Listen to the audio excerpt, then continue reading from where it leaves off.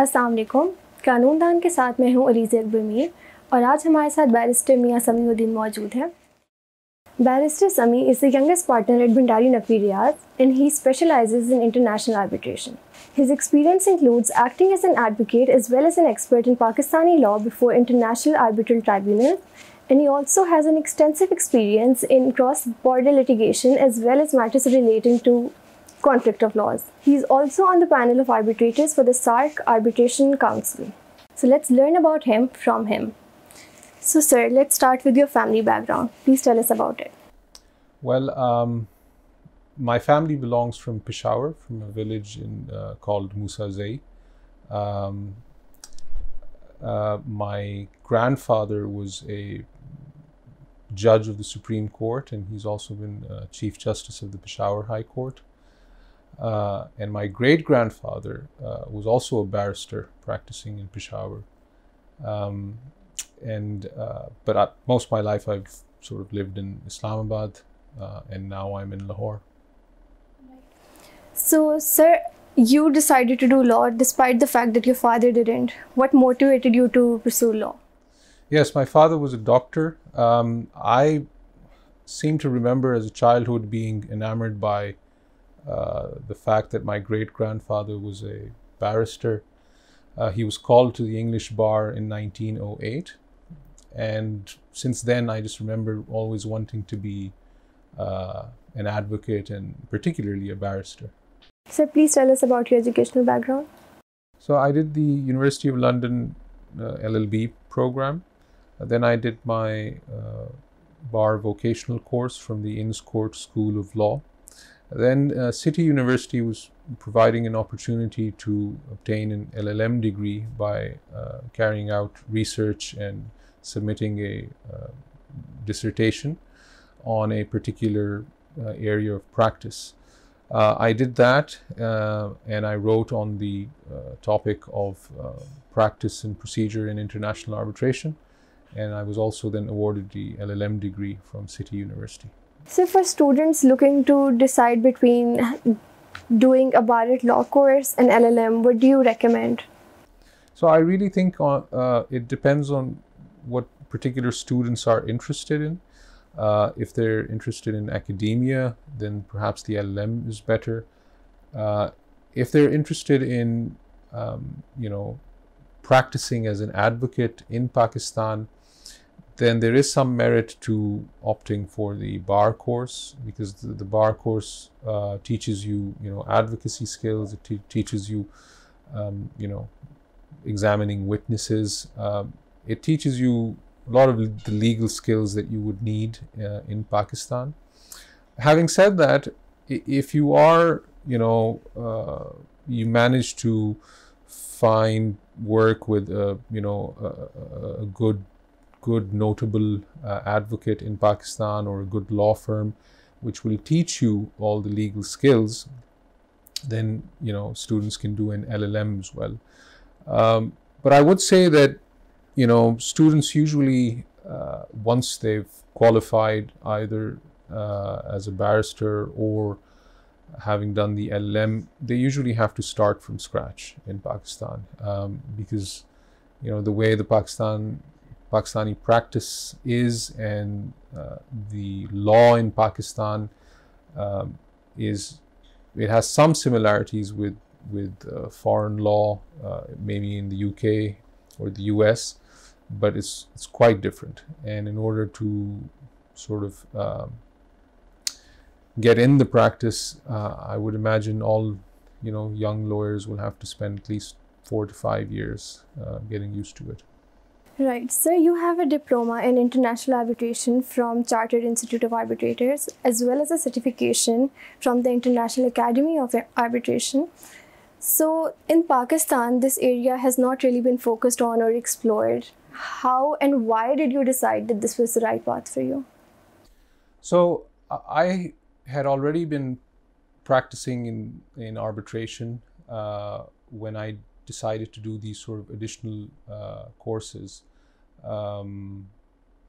The certificate course in international investment law from the Arbitration Academy in Paris, that was an opportunity to meet people from different areas and sort of travel to Paris and learn about investment law or investment arbitration in particular.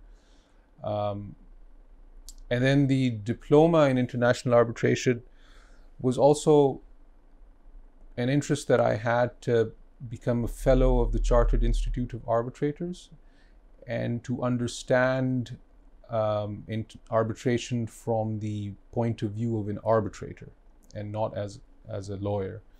And I think that's what that gave me, and it was very interesting. Obviously, I learned more than I already had about arbitration law as a practitioner. I think in Pakistan, when I came from London to Pakistan, initially I was working in London for about 2 years, right out of the bar course. When I came to Pakistan, the local commercial disputes gradually exposed me to international arbitration. And that's something that I'd always been interested in, and so I decided that I wanted to further develop my career in international arbitration. So to clarify, when exactly did you start focusing on arbitration as a career? So like I said, it was a gradual process, but I had already been very interested in international arbitration during my bar course. So when I did my research to convert my postgraduate diploma to an LLM, I wrote my sort of dissertation on the taking of evidence in international arbitration. So basically focusing on practice and procedure. And since then, I found international arbitration to be quite fascinating, the way it is a dispute resolution mechanism which allows many businesses across borders to resolve their disputes while avoiding the trappings of local jurisdiction and national courts. Yeah, so I've always been interested, but when I came to Pakistan, I got further exposed to I think really good and interesting arbitration matters. So did you practice local litigation before switching to arbitration? No, so I don't think there was sort of a switch. It was both hand in hand. When I came to Pakistan, I was in a firm called ABS and Company, which is headed by Mr. Amir Bilal Sufi. So I started working with him. I practiced local commercial litigation and also simultaneously was involved in international arbitration matters. So this is all dispute resolution, and because modern business practices are constantly changing, so the way we see now, international arbitration continues to be used as a method of dispute resolution by even local people in Pakistan. So your time at law firms, normally the general practice in Pakistan is that fresh grads join law firms in the beginning of their careers. They learn, then they move on to establishing their own private practice. Yeah. However, we can tell that you did not do that. You stayed within the law firm system. Yeah.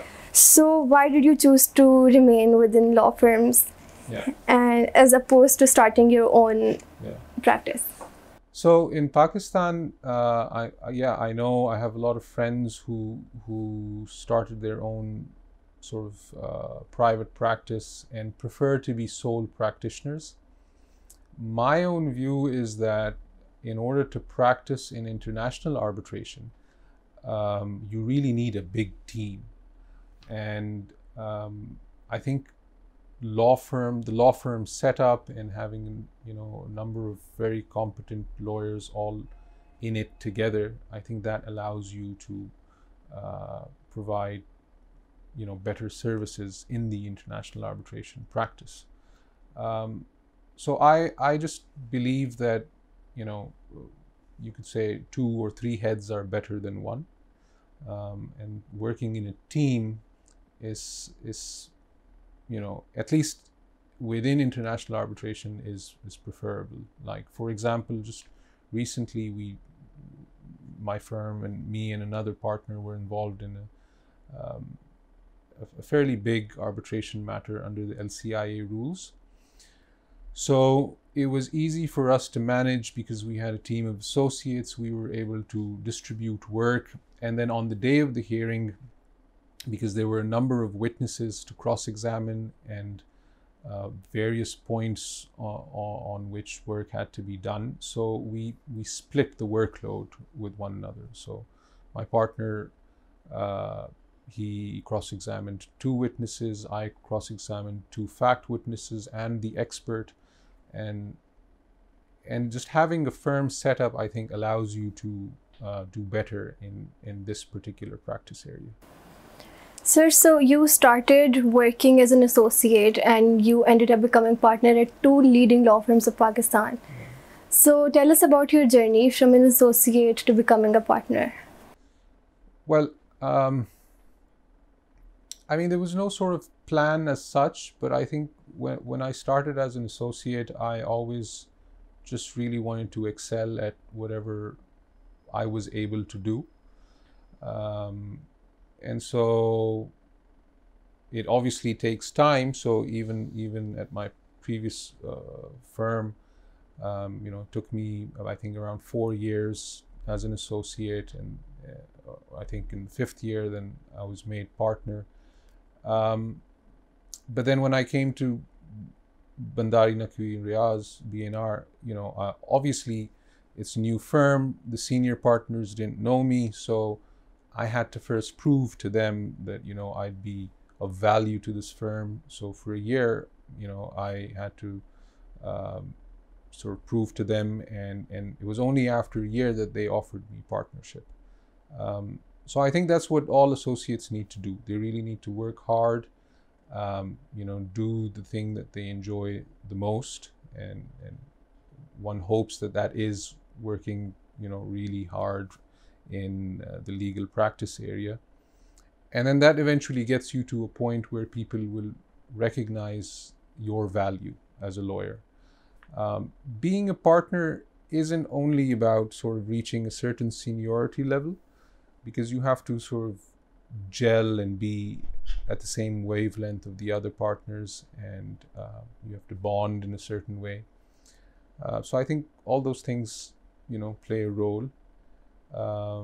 And I think my advice to all junior lawyers who want to be on the track to partnership in any firm is to really work on themselves and have the goal of showing, the firm or the other senior team members that they really bring in value to, the work in the firm. I think that would be my view. Sir, so you've also done some academic writing. Yes. So tell us about that. Right. So I haven't done as much writing as I would like to, but I do take time out from regular work and practice to write about interesting areas of law. For me, that's international arbitration. So I've contributed towards the getting the deal through Lexology guide, and I've contributed to the Pakistani chapter for arbitration. I've also some years ago wrote an article about international arbitration and procedure, which was published in the Chartered Institute of Arbitrators International Journal. It's a peer-reviewed journal. I also, I think, recently wrote about investment arbitration for the SAARC newsletter. Yeah, but I definitely want to do more. And I think all lawyers should do that. I think it allows them to sort of think about, legal concepts and ideas and develop their, analytical abilities. So you talked about not being able to make enough time. I believe that is an aspect of being a lawyer that a lot of people struggle with, even after having achieved a certain level of seniority in their profession. Yes, that's correct. How do you think you manage that, and how can other people manage that, like work-life balance? Yeah, well, I don't think I manage it very well, but I do definitely try to manage it. I think we all have to do it because you know, having a healthy lifestyle is very important to be able to, you know, work in this profession, and generally for, you know, one's own well-being. I think the key thing in this area, in this legal profession, is to be able to manage your, you know, work hours in a way where you know, achieve the work that you've set out for yourself to do. And not delaying things for later. So I try to, you know, finish up my work within a decent hour. And if I'm done with work by 6 p.m., I try to go home. But I think sort of, you know, dispute resolution and litigation is something that you will find yourself, you know, being in the office till 12 a.m. sometimes. But I think it's not always like that. It has its ups and downs. And so, yeah, you just try to get done with your work and then, you know, quickly take some time off. Sir, so what message would you like to give to the young lawyers looking to take this path, pursue arbitration as a career? And what do you think is the scope of this profession in Pakistan? There's great scope for arbitration in Pakistan. I think as there is more commercial trade and business, you know, businesses and investors will want to use arbitration as a dispute resolution method, because I think it's much more efficient and has, you know, it avoids the trappings of, you know, local court problems. So in Pakistan, definitely there's much scope for arbitration. For young lawyers, I would say that, you know, try to work with other lawyers and other firms who are practicing in international arbitration. And my advice with them to be is to, you know, write about it. Like we earlier talked about, writing articles, academic writing. I think that's something that is useful for them to be involved in this sort of subject area. And then once those articles are published, it is read by, you know, the arbitration community, and I think the young lawyers, their name sort of gets out there. So I think that's also helpful. I would also encourage young lawyers to, you know, look for online networking events.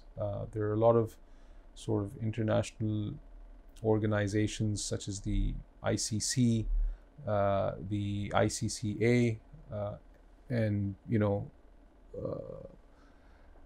so you have a number of organizations which arrange international networking events, and because of COVID now these are online, so that gives a great opportunity to, you know, meet people online without having to actually travel. So I think that's something that young lawyers should really try to get involved in. So thank you so much for your time. It has been an honor getting to know about you from you. You have achieved so much at such a young age, and this is an inspiration for many of us. Thank you. Thank you.